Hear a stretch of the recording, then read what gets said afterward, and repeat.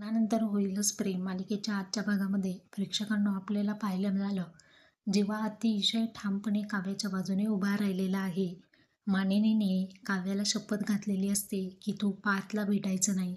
तरीसुद्धा काव्याचे एफर्ट्स पाहून, काव्याच्या प्रार्थनेमुळेच पार्थ हा शुद्धीवरती आला. ही जाणीव जेव्हा जीवाला होते, तेव्हा पुढचा मागचा कोणताही विचार न करता काव्याच्या हाताला धरून तो हॉस्पिटलमध्ये घेऊन येतो.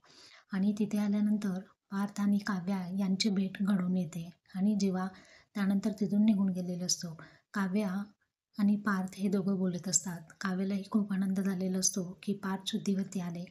आता पार्थसाठी केलेली प्रार्थना जळता निखाऱ्यामुळे काव्याच्या हाताला जी जखम असते ती पार्थ पाहतो.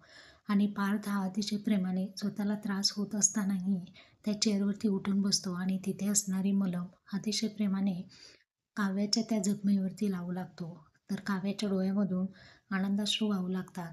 आता पार्थ हा आउट ऑफ डेंजर असतो. काव्याच्या प्रार्थनेमुळेच तो वाचलेला